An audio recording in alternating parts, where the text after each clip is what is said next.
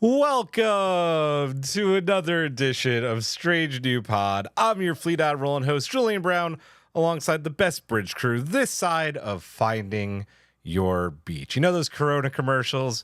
Find your beach. Chakotay found his beach. He didn't have any Coronas, though. No idea what we're talking about. Oh, but the sure. Corona commercials. And Yeah. they're great. They're awesome. The camera pans to a nice lazy beach and a couple open Coronas with a slice of lime. No? Famously known Corona. Draft does not watch enough Yes. TV. No. Enough cable I don't have TV, TV. I guess. We've Yeah. established that. Oh, man. So, yeah, find your beach. Captain Hawk is here ready to talk about who's got the better beard, him or Chakotay. And yeah, well, I mean, they're both good beards. Yeah. And Sub-Commander Giraffe is here for all the Adreek. Poor Adreek. Oh, my God. I don't know how I'm taking that. Well, I don't know. Cow! Caw-caw! Yeah, that was kind of the intent. You should take it that way. Welcome back, guys. How we doing? How goes it? It's very warm. It's very, very warm. Summer is finally hitting Southern California. Wow. I don't want to jinx anything. September, October every year. It's the hottest month. It's hot.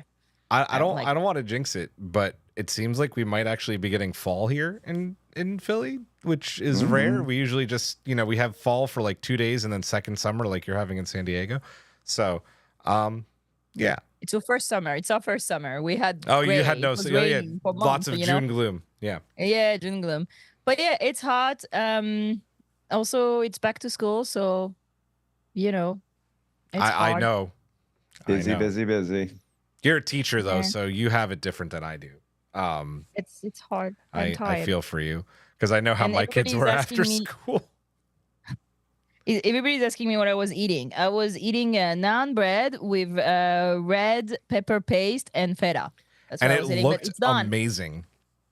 It's gone. That was It's the in my theme. belly. I made slow cooker chicken tikka masala tonight. Ooh. It was really good. It was fantastic. Eric and MC are off tonight. They're off in the holodeck doing who knows what. But yeah, it's us three tonight. I don't know what to call this version of the crew. The JGH crew. I don't Delta know. shift. I'm just gonna stop talking and go into what's happening this week. We're reviewing the 2-part episode of Star Trek Prodigy Season 2, Last Flight of the Protostar. 2 of my favorite episodes from this season. What happens for sure, right? Mm-hmm. What happens when Wesley catapults the crew to a less than grateful Chakotay? How does he deal with the grief of losing Adreek? How does Dahl save the day? And after makeshifting the Protostar into a methane seafaring vessel, what trials and tribulations do the crew go through before making it off a planet?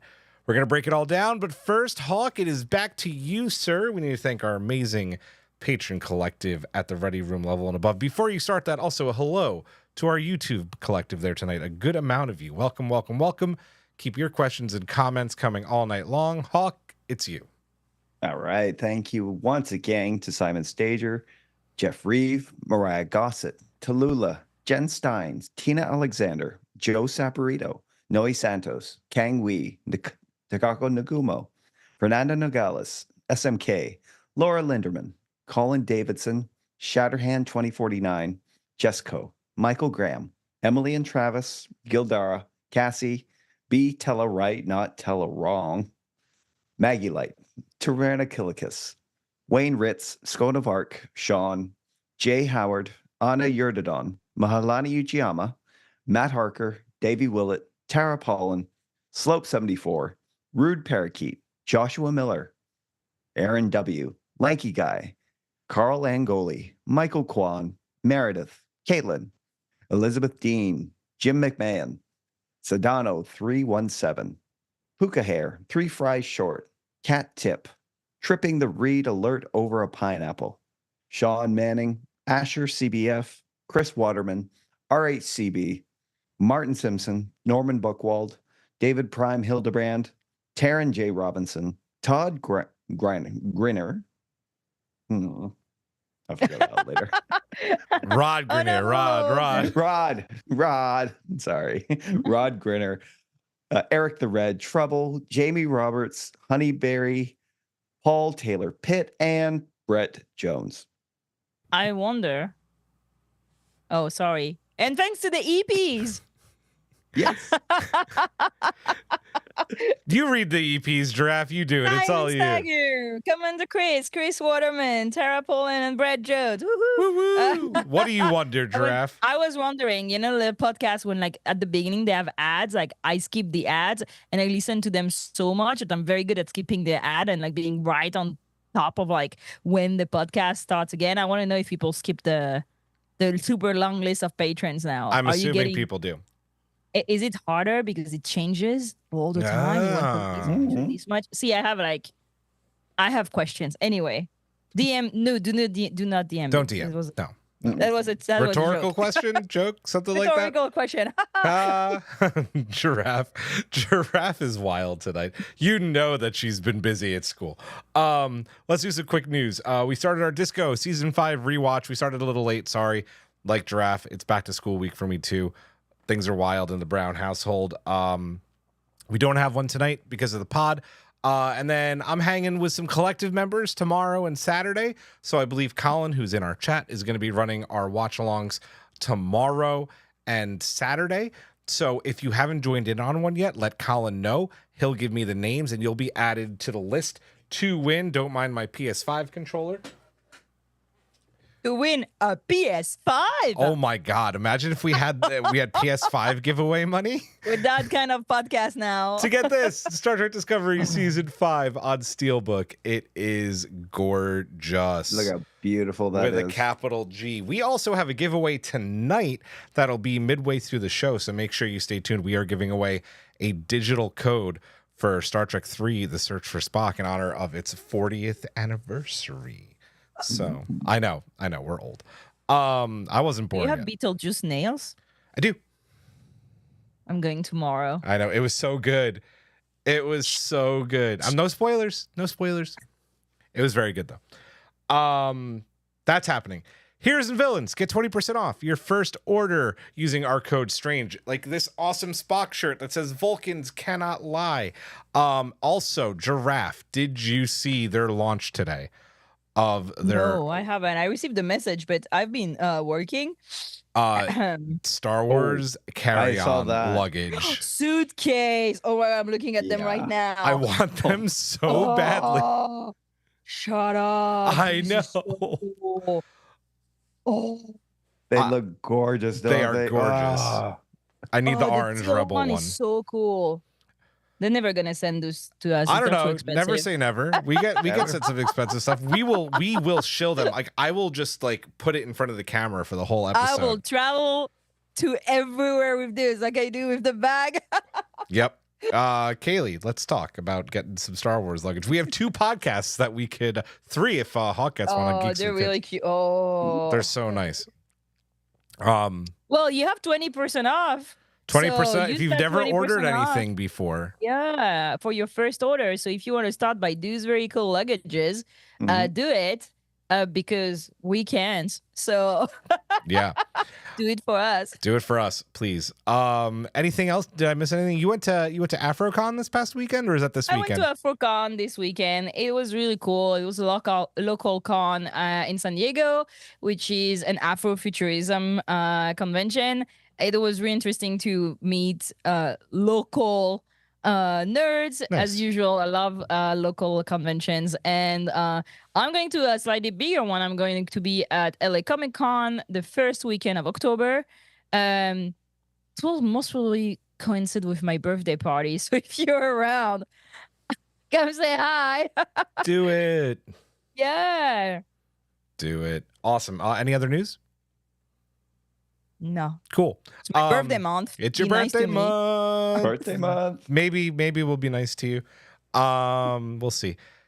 I think we are just rolling right along tonight, which is never a bad thing. I tried to think. So efficient. Yeah, I tried to think of a Strangely Loop for this one. I thought it's 2 episodes. There's a lot to get through. Let's just get into this one. Yeah. Oh, do you have a strange new loop? I have a stranger loop. Oh, let me press the button. To be stuck. Oh, go ahead. If you had to be stuck on a deserted planet with a stranded ship, and you could choose one Star Trek like a legacy character, who would you choose? Oh, damn. Yeah, stranded ship. No, like the Protostar, Like, and you're gonna be stuck here for a long time. What do you choose? Yeah. Geordie LaForge. Ooh, Easy. That's a you will good think one. of that ship. Yeah. Yep. He would get me back in space. Yeah, Easily. but like, do you want to spend 10 years with Geordie LaForge on the ship? I don't know. I think I don't know that Geordie has necessarily what it takes to be like post a getting Robinson Crusoe. I don't know how you say that in English. sure. You know? That's how you say it. Yeah. Hey, 10-10. I'm on the roll. Yeah, Geordie. Good choice. Mm. Okay. Oh, I have an oddball pick. Cisco. Because we know one of the biggest challenges was getting that ship, off the ground and hovering above that void chasm gaseous ocean. We know Cisco has training because Solar Sailor. Solar sailing. So Cisco would be an asset if you're on that mission. Tara says 7 of 9. Mars says Data. I say Belana Torres. Oh, good answer. Yeah. Because she's gonna fix that ship. She's also a riot, and also she kicks butts. Yeah, we could swear. So- We're live. I'm saying if we're live, we swear. Oh, okay. Pre-recorded. She kicks ass. Yeah, she kicks ass. Yeah. So I'm like, I know that she's resourceful in like so many different areas, I'm sure she can hunt. She can do everything. Belana Torres can do everything. I like it. We have more answers in the chat. Dana says Sulu. A good answer. Sulu's got training in case anybody wants to come and mess with us. I like that. Botany. Yeah. That he's too. good with plants. Kang says another reason for Cisco is that he can cook too. Very true. Yes, very true. Matt Mhm. Harker, Janal, because he works out. Sorry. Oh man. Oh my bad. That was good. That was good. I like Tara backing up her answer. 7 has the knowledge of thousands of species, which is Yeah, but Yep, she's yep. not like getting stuck for 10 years. Like which 7? Okay, which 7? If it's Picard 7, yes, 1000%. It's like early Voyager 7. No, I'm gonna lose my mind. Somebody's gonna die before we get that ship to fly. Like you need push my buttons Fenris too Ranger much. 7. You're gonna be put out of the airlock. Oh man. Good answers here. Let's get to our review of the episode Draft. Thank you for picking up my slack. You rock. You're welcome. Sometime I do things. You do. You hey, listen, you ran a whole podcast for me the other week when I just could not function. So this is our review of episode 211 and 212 of Star Trek Prodigy. Last flight of the Protostar. Our order tonight continues in our normal order. Hawk, followed by Giraffe, followed by me. Let's go right into this one. The montage at the beginning should have definitely been to Green Day's Time of Your Life because I think it would have been perfect. It starts with this beautiful montage, right? Chakotay going about his daily routine in self-imposed exile, catching fish to eat its roe, making sure the solar panels are nice and clean, harvesting fruit, and of course, building his chess set of his Protostar crew. What did we think about this opening? A beautiful opening. Giraffe mentioned it earlier in that the first thing I thought of was Robinson Crusoe, just like alone, relying on his own resources and abilities just to, provide food for himself on a daily basis. And the loneliness of building that chess set, that piece by piece, and that because all he's got is time on his hands. For me, myself, actually, personally, I wouldn't have picked Time of Your Life. I would probably pick Message in a Bottle. Oh, yeah, that works too. Okay. All right. does. All right. But Nice. the opening was great. The music, it was so soft and touching, and that it really kind of captured the loneliness of his situation. I love the opening. Great. Nice. Giraffe? I really like the opening because first of all, I love forced hermit kind of stories. I think it's really interesting how we go about these stories. And there are two versions of Robinson Crusoe, right? There's one from Defoe, yeah. I don't Mhm. know. Yeah. And then the second one by a French author that right now I should know and is not in my head.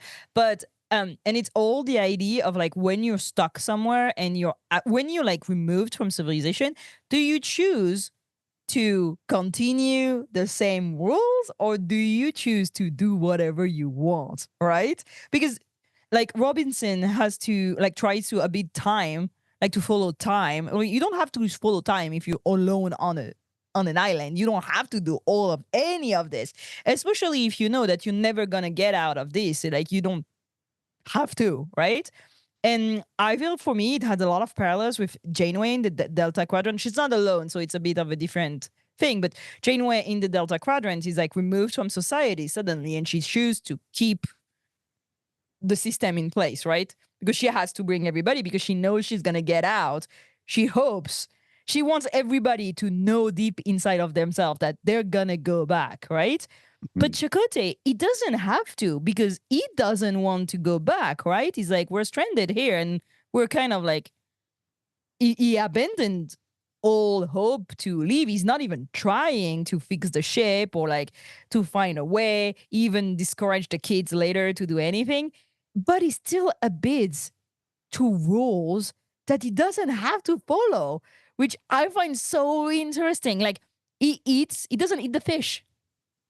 No. Because That's we've so established that Chakotay, though, right? Yeah. we Yeah, yeah. established that they don't eat, like they don't kill animals anymore. Like they just eat replicated stuff. So he found a way to still eat without killing anything, which is fascinating because he still has to survive. And in this situation, eat the fish. It's gonna be, it's gonna wait for you to eat not every day the same things. It still doesn't after how many years? Been there 10 years?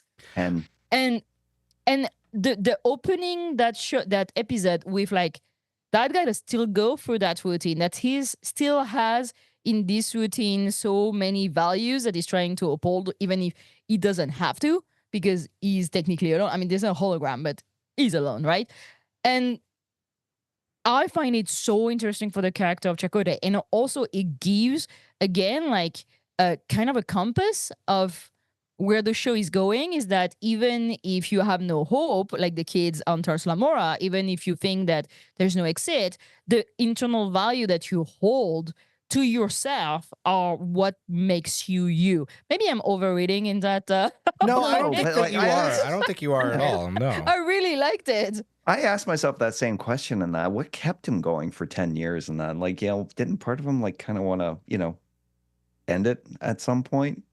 But I think no. that's again, and that's kind of what I want to talk about. I feel like that's not like part of Chakotay's culture, and a part of who he is. And I think it's also, I think part of it for him too is like he's the sole person planting the flag of the Federation there and protecting an asset that he knows is dangerous, right? So he feels like he still has a mission, right?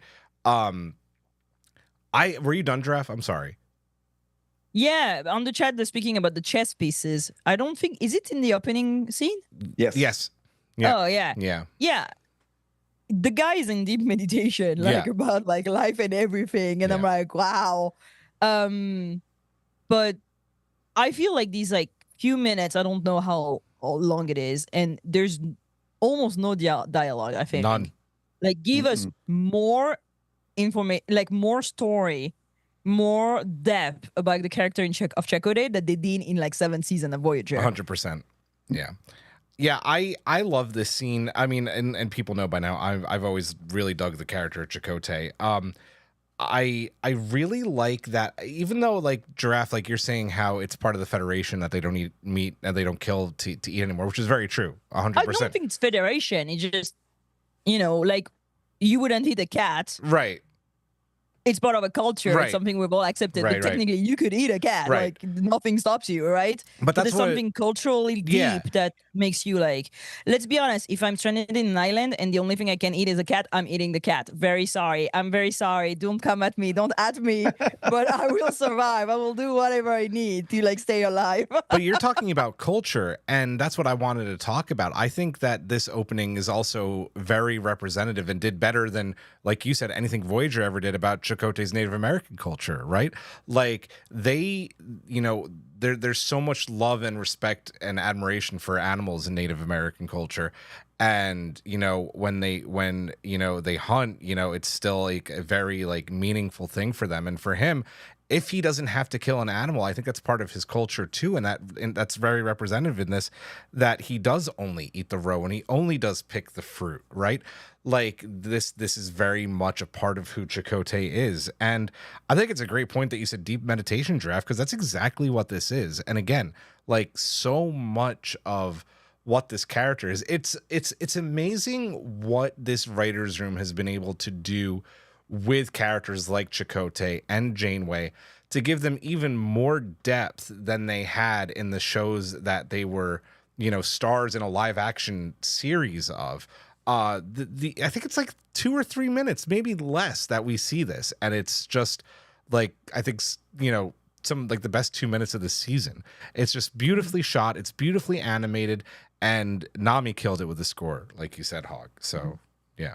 I want to hope on something that Matt said. Yeah. About oh no, sorry, it's Kang. About the bunny corn, and that's interesting on how like two different show like treat the philosophy of Star Trek. Like it is very clear, and I think they say it in Strange New World that they're not killing animals anymore. They're not. Is it in Strange New World that they say that? There's a conversation about meat, and I don't remember which show it is. Maybe it's Lower Decks. I don't remember.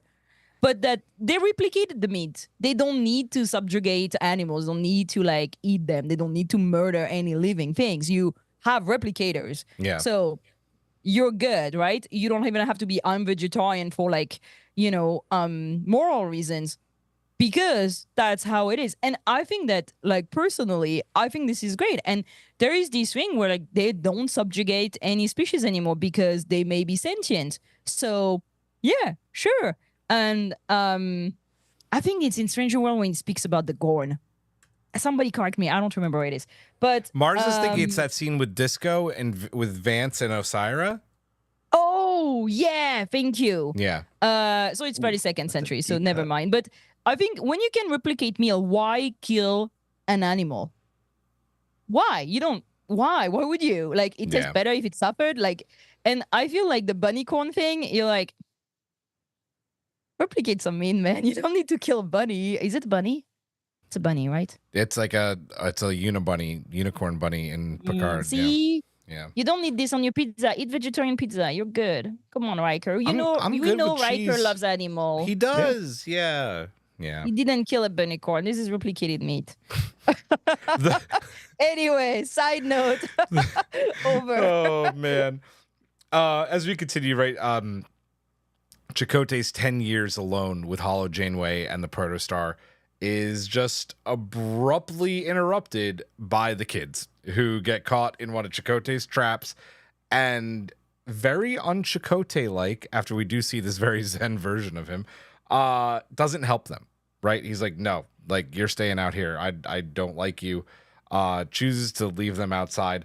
Eventually, at the behest of Hollow Janeway, he lets them in, but you could tell, man, the exile has done its number, right? A lot of that due, I think, to the loss of Adric, which this episode really focuses on. What do you think about this new side of Chakotay that we had really never seen before? This kind of like old man Logan, old man Chakotay type of character, Hog. I loved how subtle it was that they didn't find Chakotay 10 years in. He was completely mad from isolation, It's like we said, he's very contemplative. He's experienced loss in a big way, not just, with Adric and that losing his crew, but throughout his life. He actually has a conversation with Dahl about this in the next episode, that, he's someone who's gone through loss.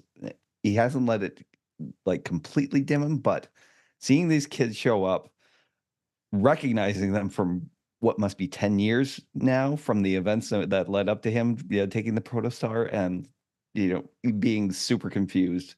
They seem to know Janeway, and that she doesn't know them. Hologram Janeway, and that some of what they say makes sense, but not all of it. And as after 10 years, like with him just on this mission, and probably not wanting to get attached to anybody new at this point, because we know he's pretty much just set himself out to die with this weapon, because that's his main concern. He does not want this weapon to fall back into the wrong hands and the Federation be ended. But the kids say, hey, everything's cool, but you just can't trust. And it reminded me of a little bit of DS9 episode Hard Time, when remember O'Brien after 20 years in the mine prison? Episode is rough. Mm-hmm. Oof. So you imagine 10 years on your own, Janeway. It would be impossible to be able to trust at that point, And so I think he did the only thing that he could do to stay sane at that moment was just turn his back on them. Yeah. Yeah. Fair. I like that outlook, Hawk. That's interesting. Giraffe? I didn't like it. I was like, what the? So see, that goes in parallel with what I was saying of the opening. We see that guy that does everything to uphold like values and systems that made him an officer, right? But at the same time, he actually totally abandoned them. And you're like, okay, so what is it? Is it that, oh, you're not gonna kill? Maybe you can't eat the fish because the fish tastes bad and only the raw good. I don't know. Like I'm overreading in the things. But the thing that is interesting is that, again, Robinson Crusoe, right? He tries to have like the society and keep like time and keep having like clothes and like a society and so on. And when Friday arrives, he kind of like tries to make him into like colonize him, Let's have him follow the same rules. When like Chakotay is like, no, absolutely not, which is a weird reaction. But that tells you that all the like I do the thing every day maybe is also out of spite a little bit. Like the guy is pissed, and he's doing that because this is maybe the only thing that like he's managing to make himself do. He's not even fixing the ship. He's not even trying to find a solution. He just abandoned everything. So is it sanity only in surface, only in show? Because the clock says so, but when it comes to a more complex act of humanity, is too far gone. I would love to know what was the like inner working of what was going on with that guy in the writer's room. I think maybe he's scared, but why is he angry at them? They are kids. And you see that they are kids. They look like kids. They talk like kids. They act like kids. And he's like, no, go die. I think and that's what that's what I want to say. Like, I think part of it is a little bit of insanity. He's been by himself with a hologram for 10 years. He's probably lost a little bit, and I think a lot of it is also, oh shit, here's a crew of kids. I'm partly responsible for losing every single member of my crew. I don't want that responsibility again. And then die? Yeah, then die. It's fucked up. It's 100% fucked up. It doesn't make sense. No, it doesn't make sense. But life doesn't make a whole lot of sense when you're by yourself for 10 years and have no one to talk to but a hologram of the woman that you love. He's not respecting Janeway's rules. No, 100%. But and as we said in this part, like, it's Janeway, hologram or not, it's Janeway who gets him to change his mind. It's still that voice of reason. And if you want to jump all the way to the end of this episode when he's talking with Dahl, that was like very important to him, being out of everything, being her number one. And that voice, that little spark, is what's like, okay, I'll open the door and they can come inside. Without her, he maybe does lose it. He maybe does let them die. And that's, that's a darker show and maybe a different live action Star Trek. But I think this is definitely an aspect of that. I don't know. I can be very mad. I can be very traumatized. They're talking about being traumatized on that. You don't kill kids. You don't do that. But he didn't. But he didn't. He didn't. But like, because the hologram told him so. Like, again, he was like, I'm not gonna kill the fishes, but the kids, they're gone. Okay. Like, I was making a hypothetical about how maybe if he didn't have the hologram there, that maybe he does let them die. But does he not come to this own conclusion himself maybe a few minutes later, instead of having the angel on his shoulder be like, let the fucking kids in? So is it like they need to pull themselves by the bootstrap, and like, because I've been pulling myself by my own bootstrap for 10 years and I'm like such a tough guy. No. And these kids, they have no like. No, I don't think it's that. I really do think it's more of what I said, that for a hot minute he's like, I cannot be responsible for more people. If they die, they die. It's not my responsibility. I tried this once and I screwed it all up. And go ahead, Og. On top of that, like at this point, he doesn't believe there's any way of getting that ship going, because it lacks any antimatter, any power cells, any way to, for them to draw power for the warp engines. Then he can go sleep outside. Why is he still here then? You know what I mean? That's the conundrum I was talking about in the opening. That if that guy has given up all hope of like being rescued, anybody coming, and anything happening, just sink the ship. Just sink it. Nobody's gonna find it. It's all gone. The weapon is gone. The technology is gone. Sink it. But and I think sink yourself with it. I think that's the Janeway in him. Like, even at the darkest moment, right? You're stuck in the Delta Quadrant. The chances of getting home are slim, or they're going to take a long time and a lot of people are going to die. But there's always that little bit of hope that someone is going to come, or there's going to be a workaround. And then somebody comes, he doesn't sink and he's like, fuck them. 10 years by himself. And as he says in the thing, he's like, I survived here 10 years, and that they can survive one night. So, oh no, I find it. Most of it is like an explanation for me. It came out of the left field, except that guy is angry, he's pissed, and Mars is right. Like, he's pretty petty in Voyager. Chakotay is a petty man. That is true. What is he petty in Voyager? I don't know. He's always like, I want to swear, but like, I'm trying to not swear too much. He's always complaining about stuff. Like, he's always, well, that guy did that. And you're like, dude, let it go.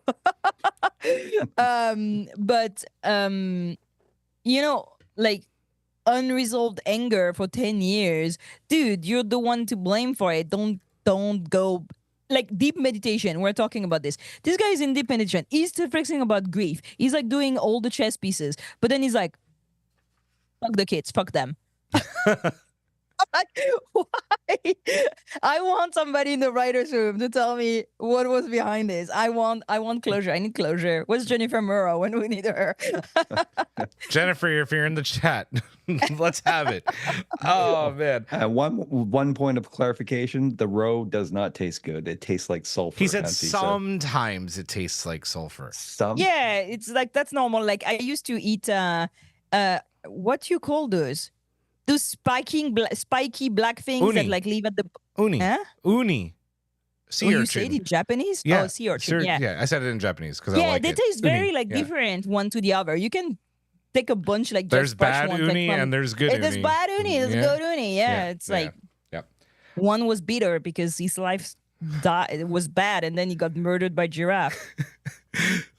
Speaking of not murdering the kids, let's talk about fixing the guy who was maybe going to murder the kids.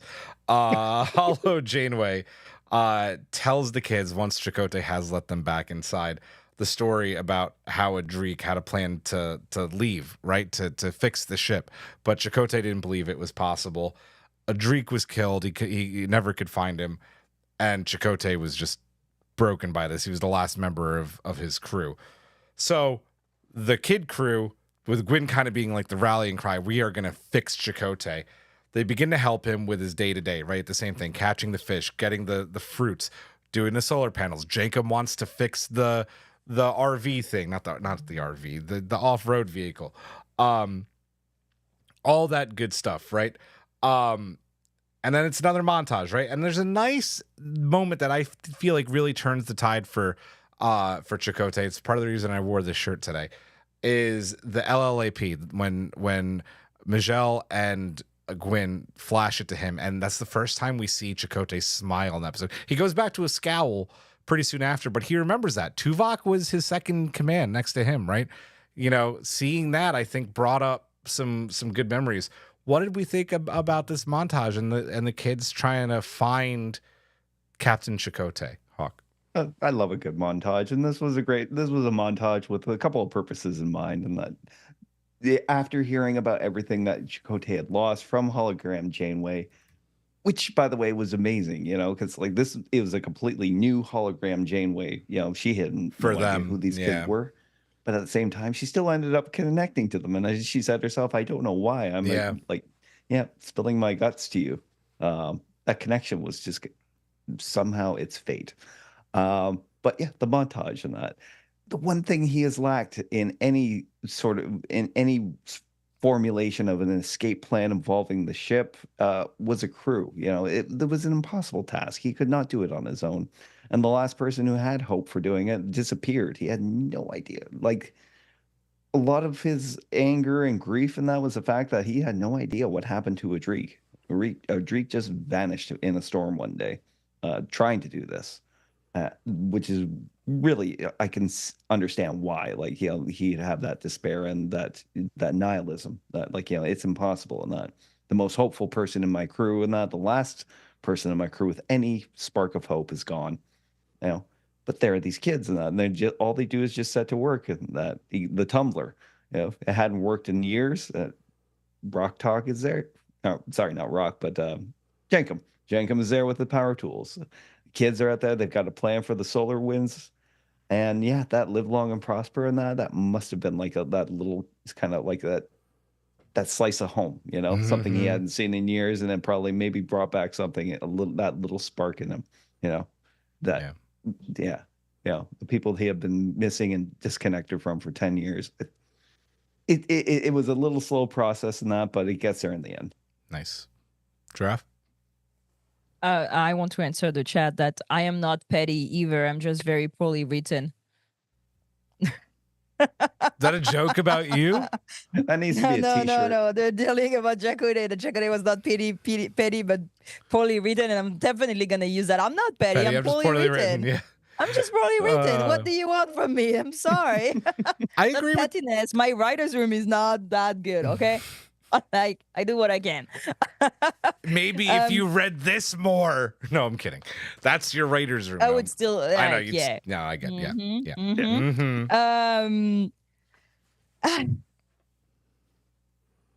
Well, I feel that Chakotay had to deal with the fact that things were not going his way, and it failed at that. He failed on the I can figure this myself. And you know what? The necessity of a crew, if he had believed Adric, if he had supported Adric, if he had like helped him do that thing, the guy would not be dead, or you would know what happened to him, or you'd be dead with him. Anyway, better solution than what is going on right now. So I feel it's like people will complain endlessly, like, you can't do that, you can't do that, you can't do that. And when you do it and they don't, they complain about it too.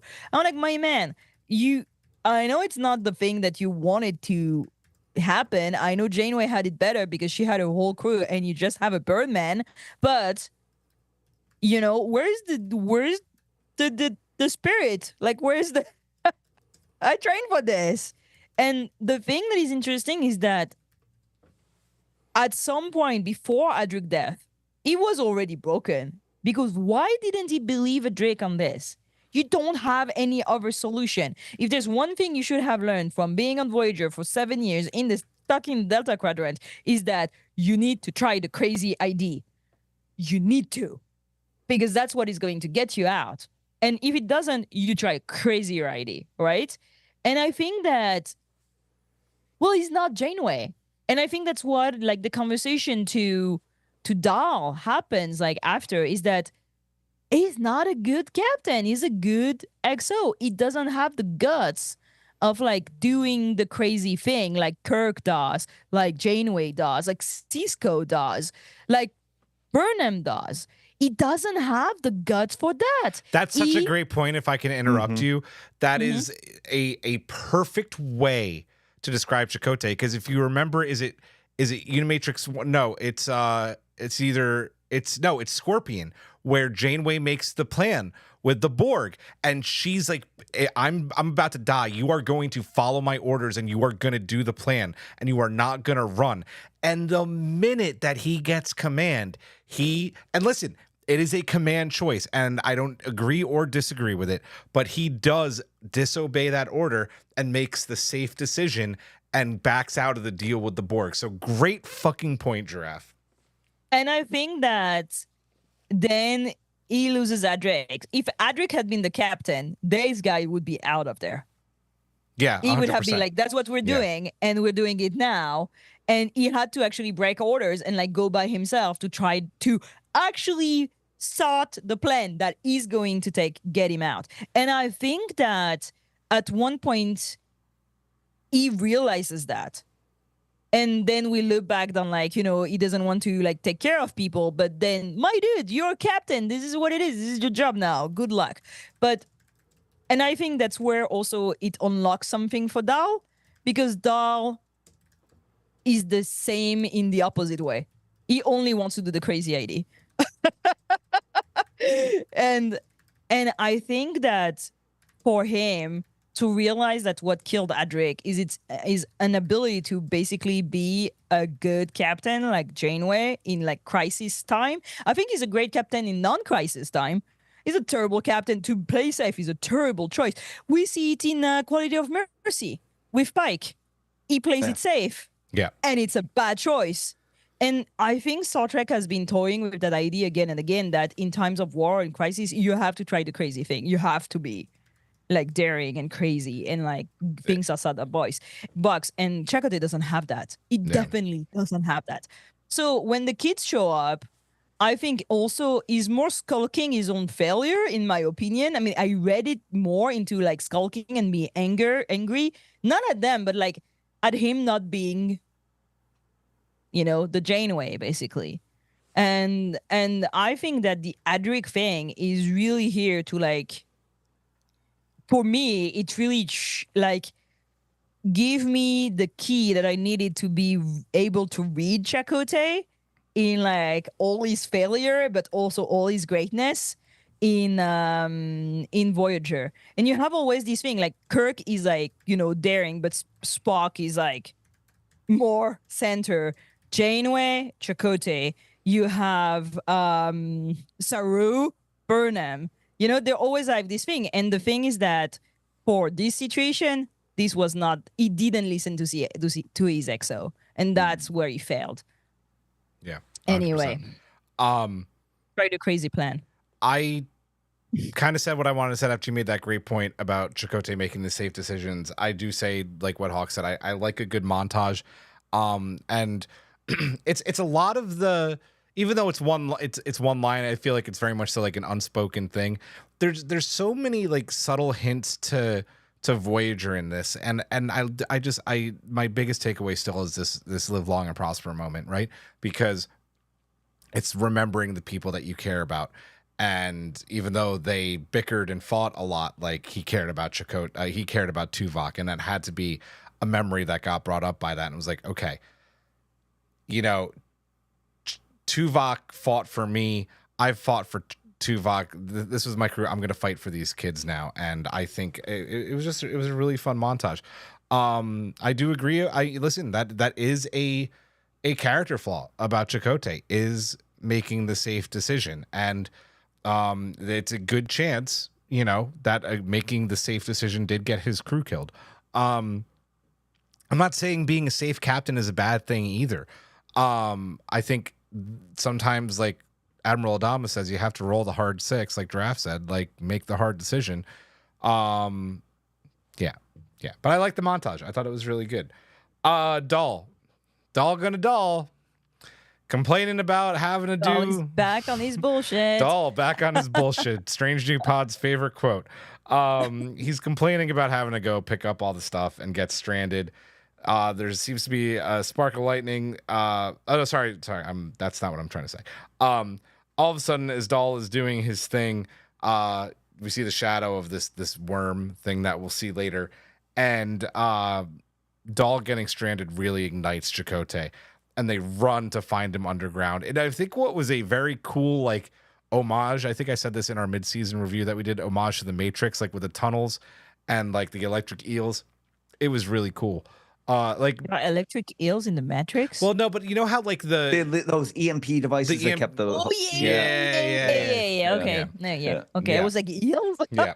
And they get chased by the big Beetlejuice worm because it does look like a Beetlejuice worm. It does look like. A they find him okay along with. Sandworm. Yeah, it was. I totally oh no, I'm gonna be quiet. I'm shushing. Do not. I'm shushing. They find him okay along with the remains of poor Dreek, his bones. It's just his bones, like Boimler said, my bones. What did we think about Chakotay's reawakening here and this very like somber because it's really not about Doll, it's about finding a Dreek, right? This kind of just somber reunion. Hawk. This whole bit was great. First up, focusing on Doll, who we know Doll's gonna doll whatever. He's also facing that in between point where he's received some bad news about his future in that because he couldn't help himself and he peaked. We have this montage of everybody who's chipping in and participating, doing their things and that. And what is he doing? It's like going collecting fruit at the northern end and that because that's where the fruit tree, the fruit only blooms there. So he's dealing with some stuff. He disappears. Love the whole cavern chase thing. I'm just thinking like how fortunate it was to have like an animated show like this because like a scene like that probably would have eaten up an entire season's budget of like Discovery to do something very similar with like because those they look like Beetlejuice worms, but childhood. Who doesn't love a good sandworm in any iteration?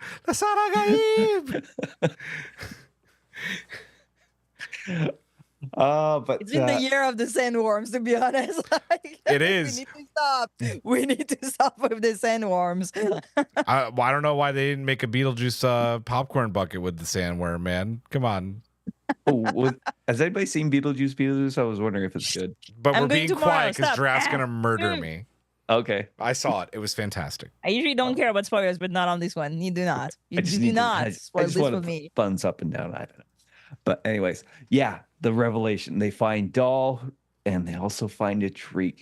And the Dreek still clinging on to that antimatter converter. And, it's like, even in death, he still clung to hope. And it's like that was what shattered like Chakotay at that moment. And all that depression and grief he'd been experiencing because, he never had any closure as far as a Dreek. But like, to see his bones there, like still holding on to like that final hope that for the mission to get them off that planet, that was the revelation that changed everything for him. God, I love this episode.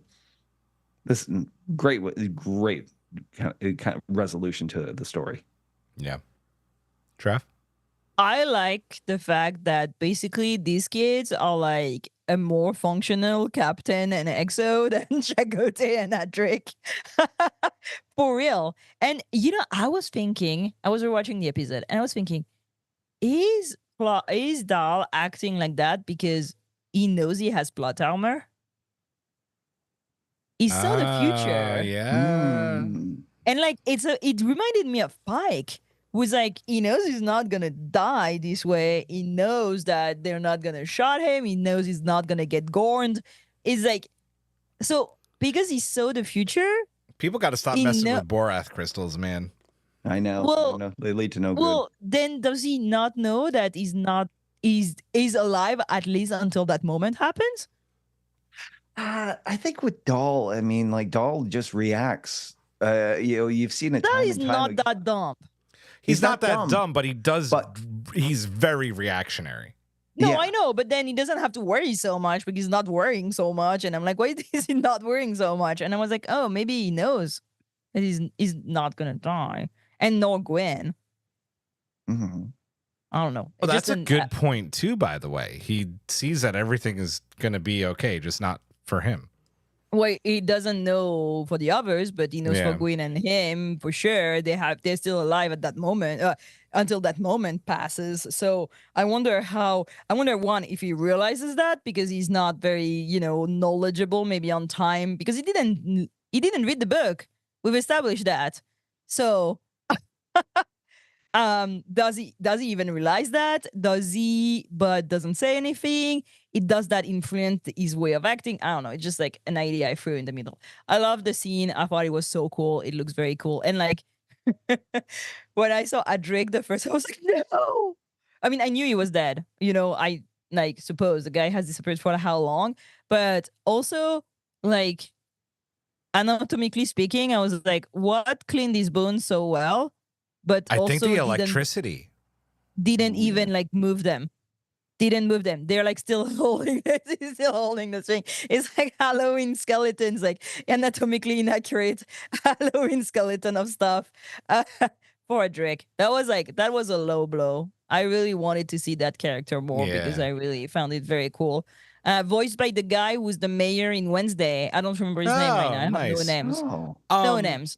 Tara asks, but couldn't Dahl change the future with what he does now? I mean, he could, but then, Klingons would send Admiral Dahl back in time to, stop him like they did with Pike. Yeah, I don't know. So- Most probably the future is not written, but That future is if I see written, some- right? listen, it's out of my butt, okay? I didn't reflect. It came like this. I was like, wait a minute. But yeah. Yeah. I don't write the show. I don't know what they're thinking. There's always another way, Chakotay says, after they see that there's like antimatter and matter in this cube. Oh, or now, now, of course. He remembers who he is. After seeing Adric did have a plan for the warp core, they send him off in a beautiful little, I don't know, methane boat, like a Viking funeral. And they get to work, right? Thoughts on the final moments of 211? it was great. Point to make definitely is that there's an interplay between them as far as generational, like Trek characters, the older characters and that, who, make up for experience and knowledge and that, but like something about the age and that just seems to kind of take away that whole optimism, the bright future ahead, versus the kids who are just at the beginning of their lives, for a lot of them, and they're the ones, lacking in knowledge and that, but they have that spark and that, and throughout the entire episode and into the second one, and that there's that wonderful interplay between the two of them, generationally speaking. Yeah.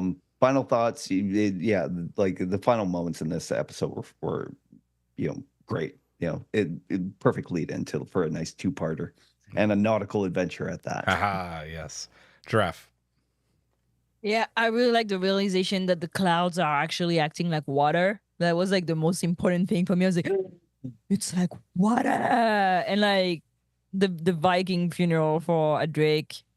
Again, I ask myself too many questions. I'm like, but what if they go back and the family wants the body? And what about his culture? Maybe his culture want him to be cremated. Like, I have so many questions that nobody is answering. Star Trek, answer me. Maybe they look up in the database and they're like, oh, they do funeral at sea, so that's. I'm assuming that's what. Yeah. Because usually, if they're Starfleet officers and they're lost, they launch them out a photon torpedo tube. Yeah, which is unhinged behavior, just like stuff, bodies floating in metal tube in vacuum that can hit your ship at any time, like wild. Crash on planets and then terraform and then you're back. This is crazy behavior. Oh man. No, I like this episode a lot. This is a very beautiful episode, and everything like the animation, the music is so fantastic. And I think we'll talk about it more in the second one. But the sound design is really what blew my mind. I just like this for the funeral, right? The send off of like the closure of that, right?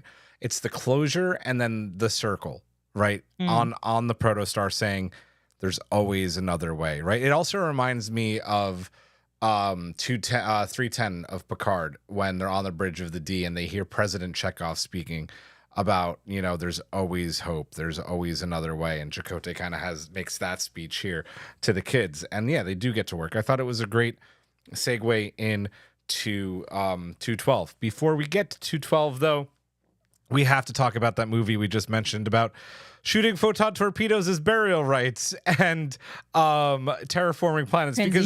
Transitions. We have a giveaway. Thank you, Giraffe. I needed that one. We are doing a giveaway. We are giving away a digital code of Star Trek 3, The Search for Spock, in honor of its 40th anniversary. And we asked everybody, who was the captain of the USS Grissom, who unfortunately got destroyed by Commander Cruz, Klingon. And here is your answer. Execute standard orbital approach. Standard orbit, aye, sir. Communications. Send a coded message for Starfleet Commander, Priority 1. Federation science vessel Grissom arriving Genesis planet, Mutara sector to begin research. JTS Esteban commanding. Aye, sir. Coding now.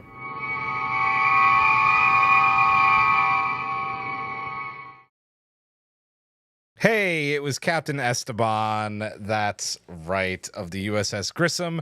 And our winner of the Star Trek 3, The Search for Spock digital code. We had a bunch of people enter this one, by the way, so thanks for everyone who sent in submissions. Congratulations, Justin Nicolsi, on winning a digital code. We will send that to you ASAP. So enjoy it. Yeah, Search for Spock. Gotta watch that again, especially in 4K. It's always a fun one to watch. Yeah, there's just like there's like I like the movie. There's passages when I'm like, yeah, that's fine. Yeah, I like it. I enjoy it. But it's like, have we done a review of that movie? I know we did. We did. It was a really long time I ago. didn't, right? No, because I have a lot of opinion about that movie. I don't think that you did. Who was on for that one? Yeah. I think it's one of the first Star Trek movie I've ever watched. Oh, yeah, me too. Same. Star Trek 6 was the first, but this was pretty soon after, I think. I have to go back and pull that one up. We'll see. So now we are back into 212. Meanwhile, on Voyager, we get an Admiral's log from Voyager. The ship is on the mend, but Janeway's feeling a little, you know, unsure of herself. Should she have let the kids, you know, go off on Wesley's adventure? Doubting herself there. Thoughts on seeing that little bit of, you know, like shred of doubt from her, Hawk? A little weird because in the last episode we saw her in, she had kind of gotten her old Janeway back, you know, after defying, Oldie McOldface. Oldie McOldface. After defying Jellicoe and taking them out through the transwarp conduit and not leading the mission, her doubting herself about whether it was the right thing or not. It was a little weird to me. Again, like, you know, this was just after encountering Wesley and that, and she was concerned because, like, you know, Wesley talked the kids into going on this mission. And as Janeway says, like, his behavior was just erratic in that. So I don't know if she was doubting herself but more, yeah, she was doubting herself that she trusted in Wesley and that. She didn't know anything about Wesley. I mean, she has dealt with, you know, some pretty powerful beings in her time and that. And she went toe to toe with Q. Yeah. Nobody since Picard's done that. But yeah, it was weird seeing her doubt herself and needing a little bit of affirmation that maybe, you know, should she trust in the process? Yeah, trust the process. Giraffe. He never gave kids to Q, so like That would just be reckless. it's not like, hey, take these kids and like I don't know though. do the Wesley thing you seemed say pretty you're reckless doing. in the last episode too, though. I think it's totally normal, and I think it's great to do that because let's be honest, that was kind of an insane plan. Like Wesley Crusher has not been seen for how long? Like 20 years? More maybe. Yeah. No, that he was guy at has Riker's wedding. It hasn't been that long. Oh, okay. It's true. 15. 10? I don't know. I have to figure it out. No, it's more than that. Are you kidding me? He's at least in his 40s in like that episode. And like at the wedding, how old was he? He was like, Yeah, but remember, he's living out of time, so him in his 40s. yeah, but like man. he's not been seen for quite some time. That guy has disappeared from the surface of the galaxy. They've not seen him. They don't know what the hell he's doing. Then he shows up half unhinged and he's like, I'm taking the kid on a road trip. And you're like, but it's the right choice. But she's right to wonder. I mean, I do that all the time. Like, especially when you take a reckless decision, like just computing was I right? Why was I right? Should I be right? Should I have done that? Like, it's proof that she's not totally delusional with like, no, it is fine. Let's give the kid to the crazy uncle and see what up. Maybe he won't crash the car. Yeah. Like, that was a crazy decision. She should doubt about it. Like, she should hope for the best. So it didn't even shock me. I didn't even remember that thing. I was like, oh yeah, 1000%. I'd be logging on my own log, something that nobody else listens to. I'd be like, okay, maybe that was a crazy decision, but I just sent the kids away with that crazy guy. Maybe crazy, maybe good crazy, maybe haha crazy, maybe crazy. We're not certain, but there was no overall possibility. So I think they do this log for like kind of archival purposes, and like also if anything happens to them, so they can analyze what happened and why they did decisions. And I think that's great that she says that she's not certain, and you should not be certain when you make crazy decisions like that. You should doubt. Yeah, that's important. But I like that she also has, and what I liked about this is that she also has the trust in her crew to speak about it openly with them. Right, because sometimes captains like they'll put that down, like you said, in their log, and they'll kind of save it there. Like Sisko's not telling anybody that he had a Romulan senator assassinated, but Well, but that's a bit different. No, it is. I'm using a very extreme example because yeah, but also very unhinged decision. I mean, Kirk is never gonna say that he didn't deliver those vaccines because his first officer was too horny and wanted to murder somebody. Oh my God! Right. Right. Like right. these guys who needed vaccines in like that godforsaken like colony. Yep. Screw them. No, it's good that like she has this conversation with the crew and they're like, yeah, it's like normal to doubt yourself, but it's the option that you had available to you, and that's important. But no, I like this a lot. And I do like that Janeway does have somebody to confide in, that even if it is like the doctor. Picard had the same thing with Guinan, that he would never have expressed his own doubts in that about a mission and that, but like during the best of both worlds, he let Guinan know that he had some doubts. Yeah, go ahead, Jeff. You can always edit the doctor. Delete the last information. Yeah, right.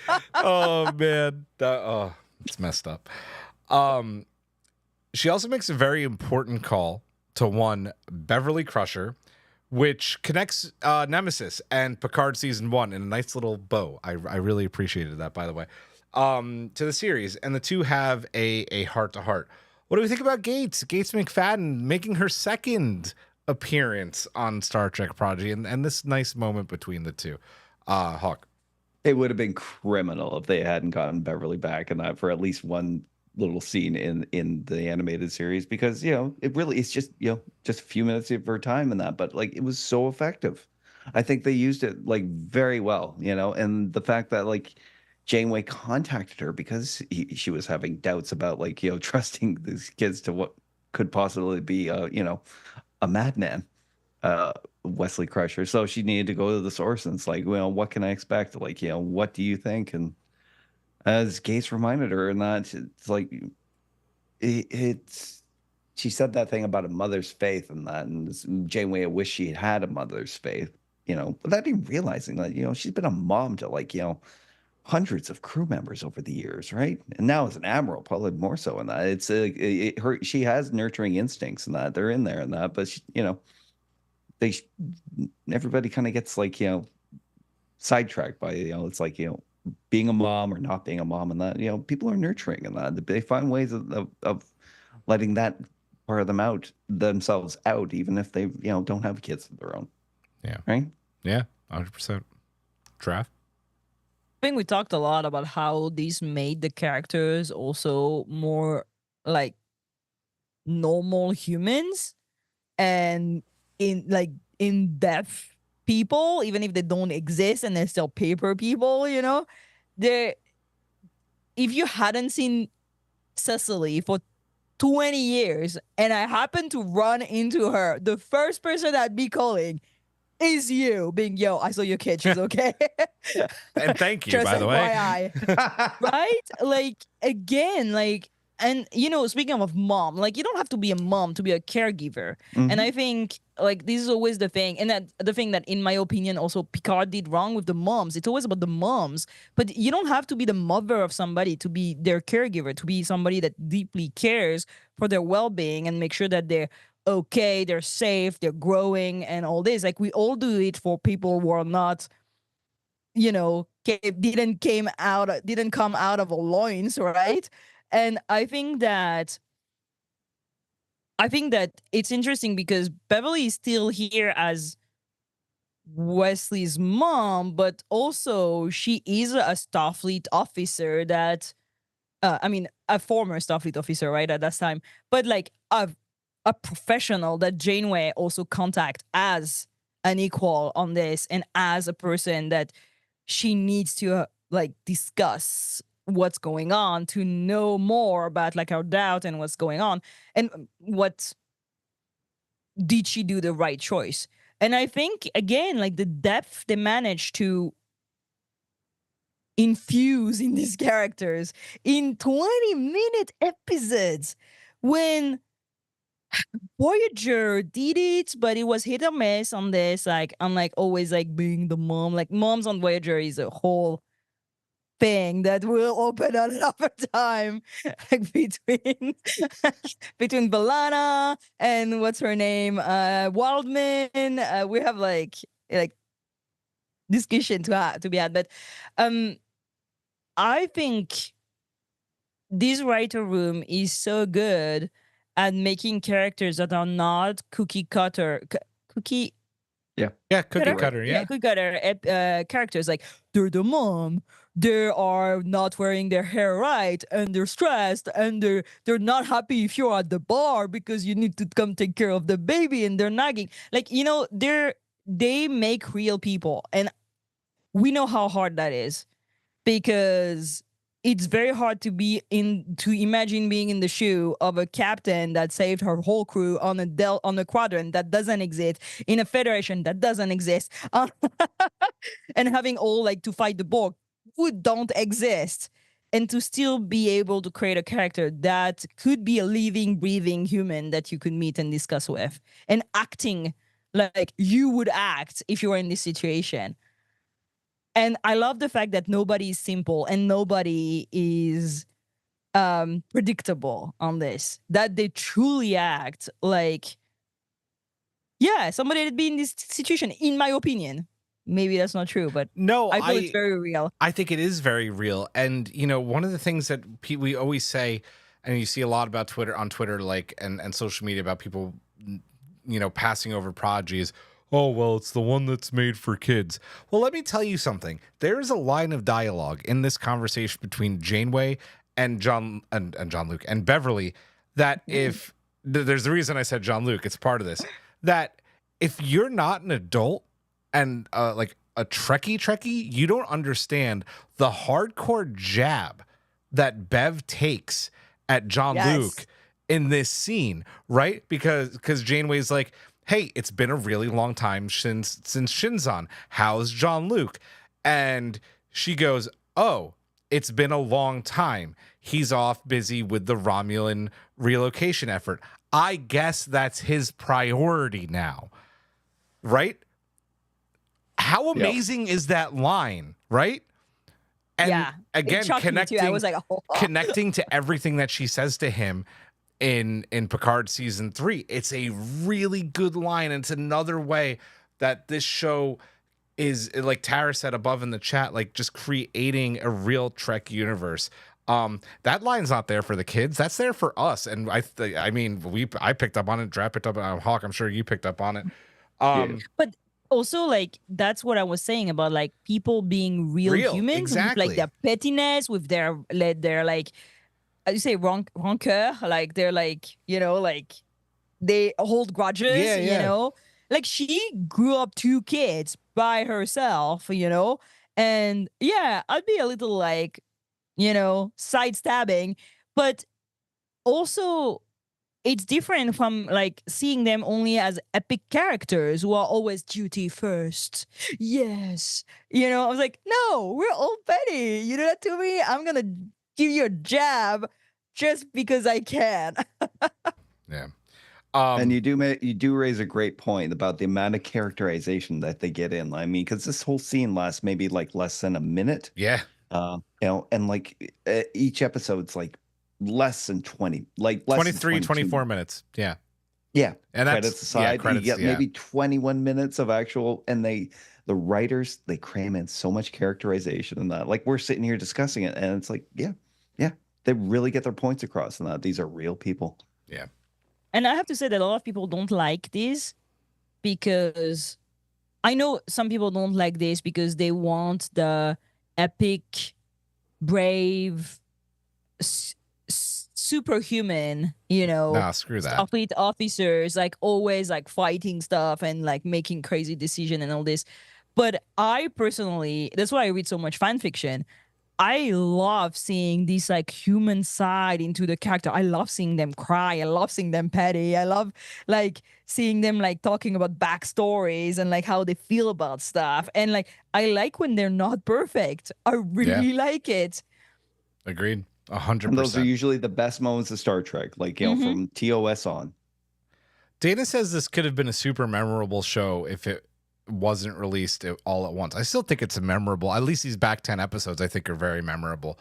I know that goes a lot back to what we were talking about last week, but it's hard. I kind of half agree. Let's go back to a little bit more of the fantasy and not real life, right? Because now we're on board the HMS Protostar. The crew, they get it together, they add the sails, they add the rudders, and the Protostar is seaworthy.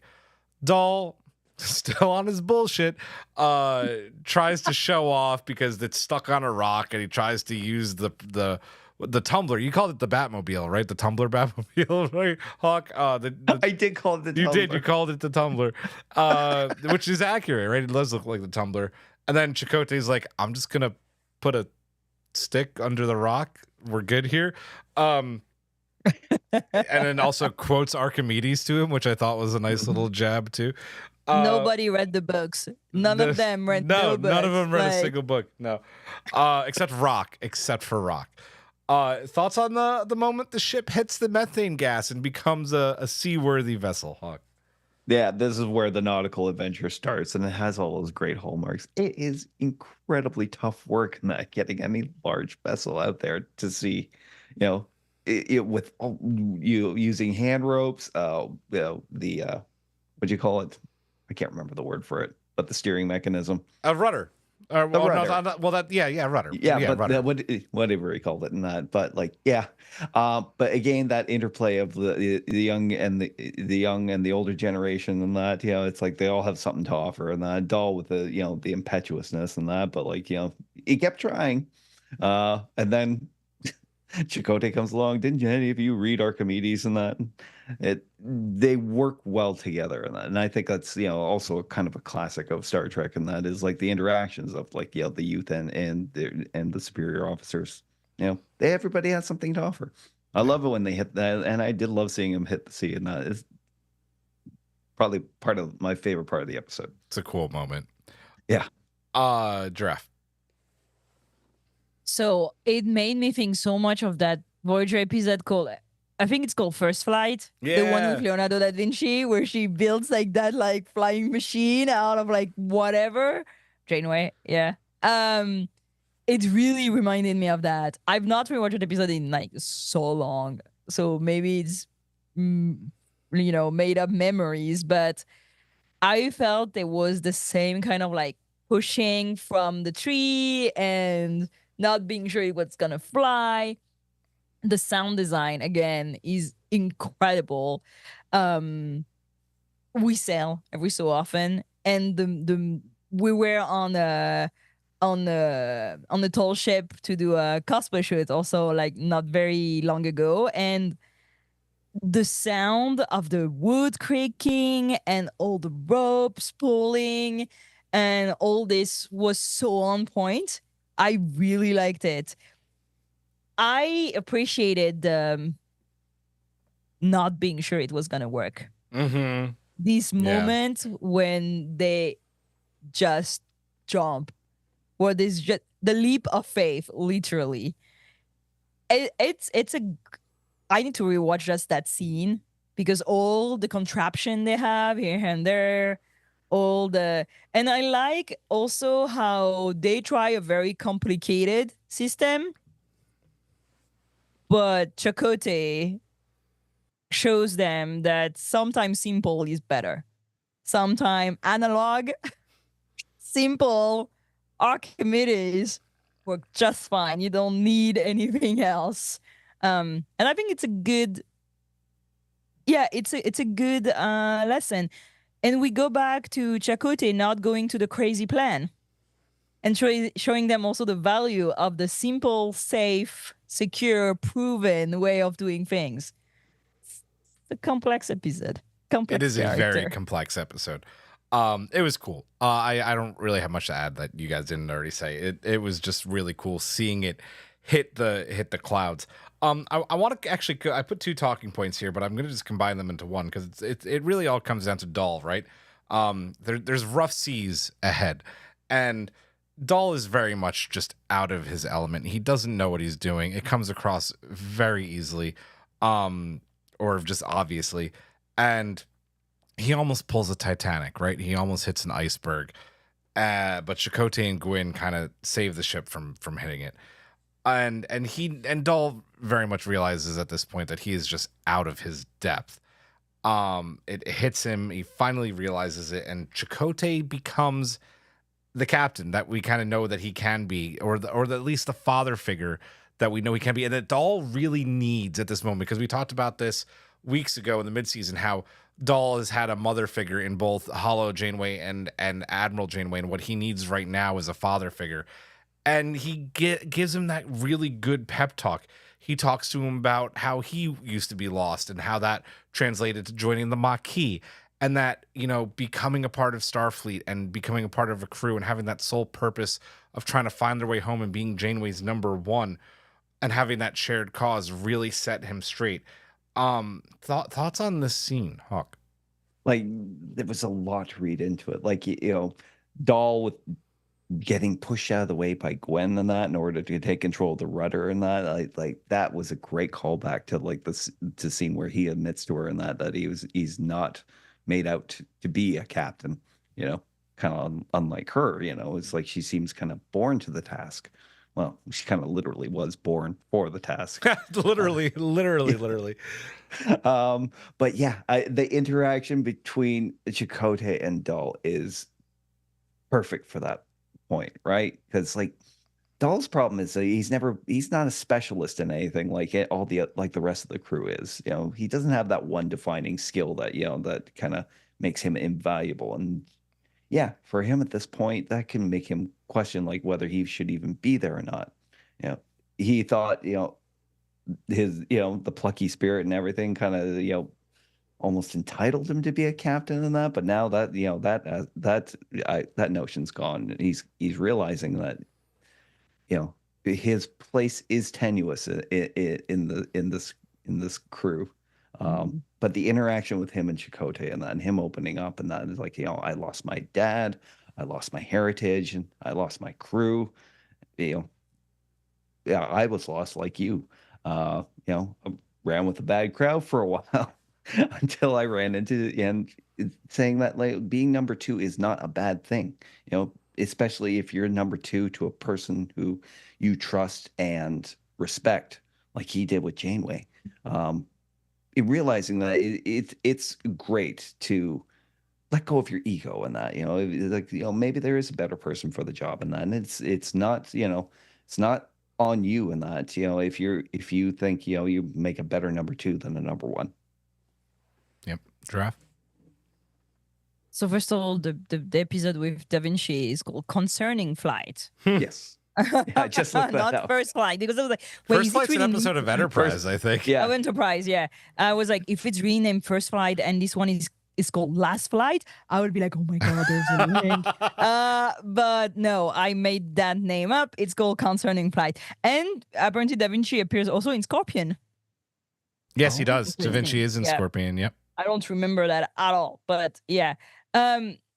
I feel that it's an interesting conversation, and I'm kind of sad that it's still happening in the far future of Utopia Federation, because I feel we're constantly pushed up the ambition ladder. And we always have, like, the ultimate goal is to be the boss. You have to be on top. You have to want to be the one calling the shots. You have to have the top salary. You need to be the decision maker. And I know it's the American dream. I That's know the American dream, yes. somehow we're all supposed to be CEOs. I don't want to be CEOs. I don't want to. I'm not interested in it. Also, I'm not good at it because I don't like having this much responsibility. I'm an excellent XO. I'm an excellent number two. I'm here for the crazy plans. I'm an XO. Let's do this. But I think it's interesting to have two men talking about this, because if I feel the pressure to always be higher on the ladder, people tell me, but you're smart, but you're good, but you do a good job. You should go for the head. You should go for CEO. You should go top ladder. I don't want. I've been forced to climb a ladder. I don't even want to be on the ladder. Let me alone. Leave me alone. I don't want to play your games.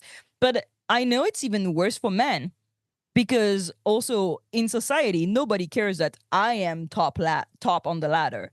Nobody cares if a woman is on top of the ladder, if I achieve these ranks. But for men, it's even like that is important still in our society. What? You're a stay-at-home dad? No. How are you, like, calling the shots, top of the ladder? So having Chakotay and Al having this conversation, but also joining on the fact that they both lost a lot and they're both wondering about who they are. I feel it's so refreshing to have men having this conversation and this social and this emotional intelligence, even if they mess up a lot before that and they didn't have that emotional intelligence before that, to be able to share and have this mentor-mentee conversation. I think it's great to have these examples on the TV shows for kids, that it's not only women talking about they feel scared, they feel lost, they want to be seen, which is usually in a lot of shows, it's always women speaking about their feelings. It's changing, but I really like this conversation for this, and also for the fact that they both are happy about and fulfilled about their job that is very important. And for Dal to be able to let that go, it's important because he didn't grow up in the Federation. He didn't grow up, he didn't grow up in a place where lower decks, you do you, baby bear. Like, He was literally grown in a lab. He was grown in a lab, but enter Slamora, it was top dog. You needed to be top dog. You needed to be on top. The people that ate well were the people on top. The people who were free were the people on top.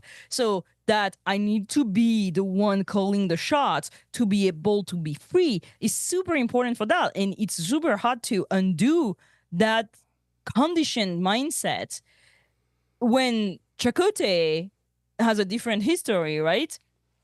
And I think these two talking together and finding a connection in their loss and in their grief is such an interesting conversation. It's also such a great character development. Yeah. Again. This conversation between the two of them really hit me hard because Draft just hit like everything on the head. Like for me, I wish I had I was raised by women, like straight up. I was my dad was just, he was in the picture. I lived with my dad for 3 years and it was not good. My mother raised me for 5 years, then my grandmother, and then my cousin. And I wish at some point I had a strong male presence that could just be like, you do what you need to do, you be okay. Because I felt like I was forced to do a lot of things that like Draft was saying, like to climb the ladder. Like college is a great example. Like I knew college was not right for me. Like I didn't want to go, but everybody was like, no, if you want to succeed, like you have to go to college. Everybody was like, I wish I had someone. You got a good job. I wish I had someone tell me it's like, there's other ways. Like this is not the only way. You'll be okay. That you're not screwed if you don't go to college. And I'm doing just fine. So this really hit me. And it's just a very emotional scene. It's an emotional scene for a character that we talk a lot about being on his bullshit. And this is like finally being called out on your bullshit and being like, your bullshit's not getting you anywhere, but this is the steps to maybe trying something else. And it was just so good. As Mars put it, Chakotay steps up. And this literally leads Dahl on the path that we will see him go on for the next 8 episodes, more 9. I don't know. I can't math, but like Dahl is a changed character pretty much from this point on, which I think is really cool how much this has an impact on him. It's just go ahead. Do you think I'm just thinking Chakotay needed somebody that had even less figured out stuff than himself. Oh, 100%. Yeah. Because I feel everybody has figured out too much and he hasn't. Yeah. No, and 100%. Dahl is like the only one that he can be like, I will teach you something. Yeah. Yep. Exactly. So we're at the eye of the storm. It's a sea story, right? Of course, because there's a maelstrom. After losing momentum, the crew come up with a plan to fill the Bassard collectors using the maelstrom and its eye and I think the energy from like the electric eels. It was, as Draft has kept on saying, it was the batshit last-ditch crazy plan that Janeway would do. As the Protostar begins to hum to life, Chakotay falls overboard and Dahl, with the selfless act, jumps in to go and rescue him.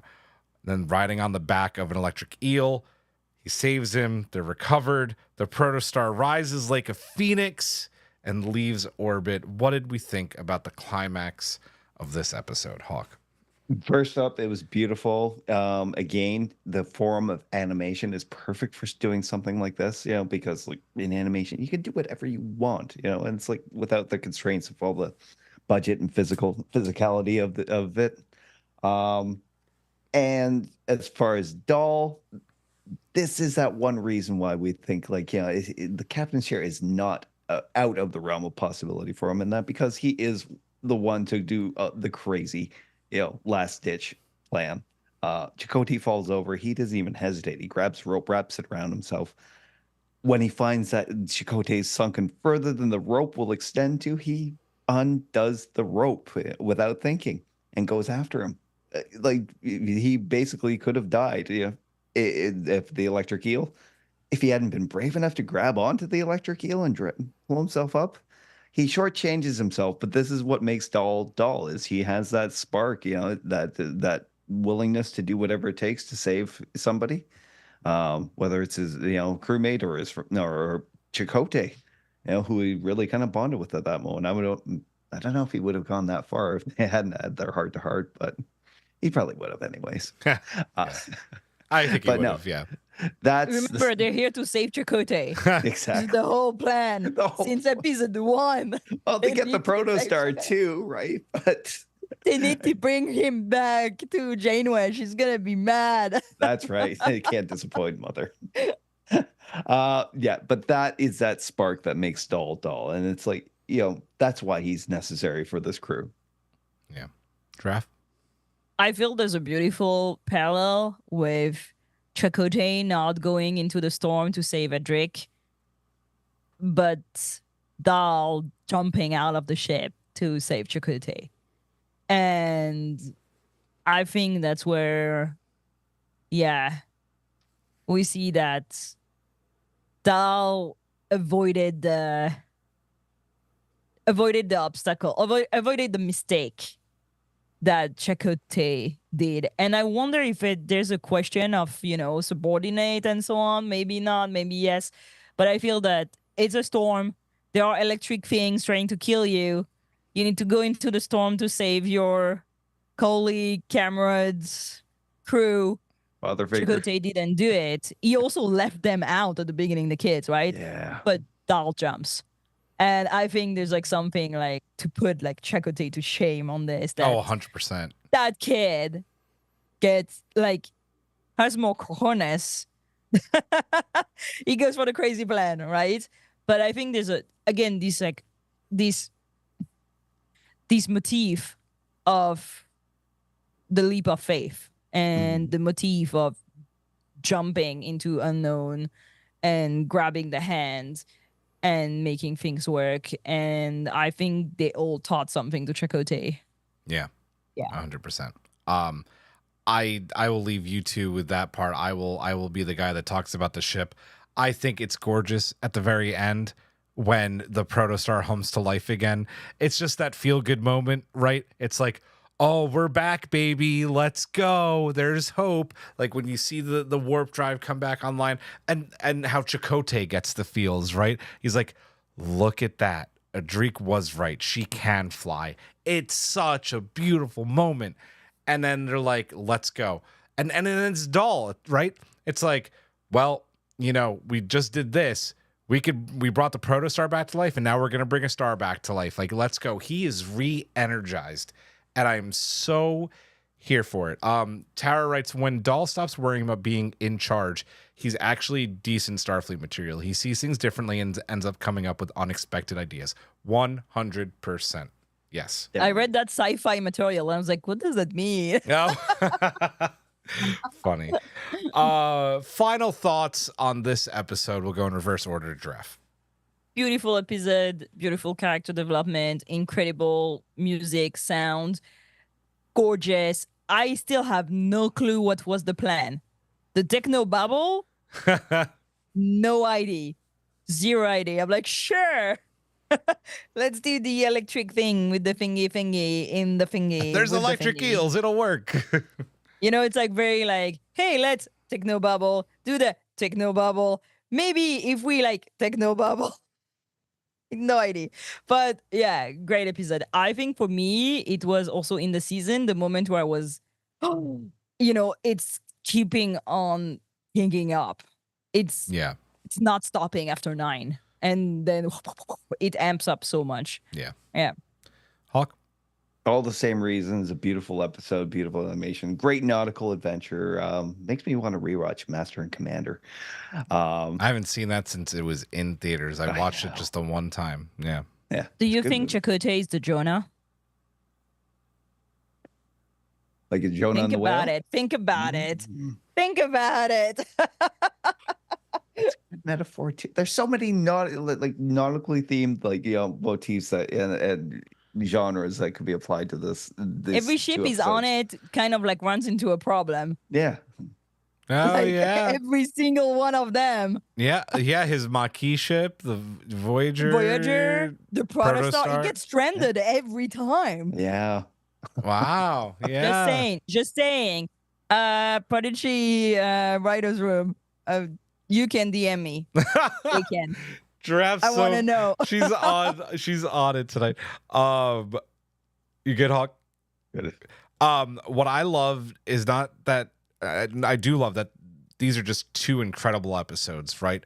But that it's also the setting off point for what is just an incredible 10 episodes of television, like Giraffe said, that don't stop. These 2 were gorgeous. And from here on out, there is not a lull. It just is banger. And I'm quoting a wrestler right now unintentionally, but I will give credit to Sheamus. But it's banger after banger after banger after banger after banger, and I love that. Let's get in to the subspace to poll. Who wants to take the to poll? Anyone? Bueller? Ferris? I'll take it. I'll take it. Okay. All right. Where it is. I have it. Ooh, I have it actually. Hey, subspace to poll. So we asked Trek Twitter what they thought of the last flight of the Protostar, and 82% said Chaco, yay. 14% said I like chess. It was a Strange New World Spock reference. Sorry. I tried. I did the You did good. You did it really good. Yeah, it was good. Yeah, probably. 5% said Chanote. Chaco nay. Oh yeah, that would have been better. Yeah. Sorry. Yeah. And 0% said Storm Zero. I like these two weeks in a row, 0% in the lowest column. That Not speaks to bad. the quality of this show, dude. Sure does. Hawk, take NYRL's mailbag, please. Sure. NYRLA wrote, I've never been a big fan of Chakotay, even though Timeless and Shattered are among my favorite Voyager episodes. But like with the Kazon, Prodigy injected new life into a familiar character.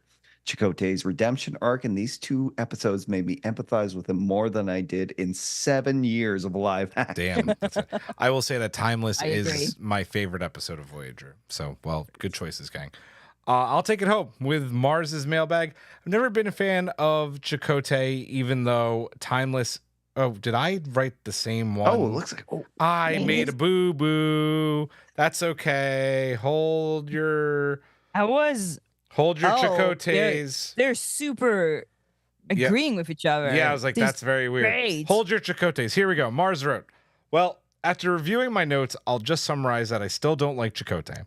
Even after the crew and hologram Janeway work hard to turn his reality around for him, and he gets nice and with it again. I'm struggling with the message that kids are getting from these interactions, but perhaps my dislike of Chakotay is coloring my view. I love the Crusher and Janeway convo and the nods to Picard Season 3. Space Mom love for the win. Just because someone didn't produce bio offspring doesn't mean they aren't bringing people up in the world. Well said, Mars. Yeah. Hey, I Well didn't said. even read your Mailbag. mailbag, Mars. Yeah. You and me, Yeah. same. Yeah. Nice. The only question remaining is, do you think Chakotay and hologram Janeway? Yes, 100%. Yeah, no, they did. Oh. They I want to won. know how that happens. I We didn't mean, talk about you it take the because it's a safety kid show. protocols You know, off. like Yeah, but no, it happens. I have opinions. I have Yeah. theories. On the after There may be bunnies. There's definitely bunnies. Mm-hmm. All right, folks, that's gonna do it for this one. I don't know if we're gonna go live or not next week, or if we're gonna pre-record. I think we have kind of hectic schedules coming up this week, so we might go live because that might actually be easier. We'll see. We're gonna talk about it as a crew, but for now, that's going to do it for this one. Thank you, everyone, for tuning in live. Hit that like button. If you haven't yet, hit that subscribe button and hit the bell. Drask got one more note, or no, you're just saying hit the button. Hit the button. We love you. For Hawk for Draft, I am Julian. Live long and prosper. Majram, Sarcastic Vulcan, salute. Good night.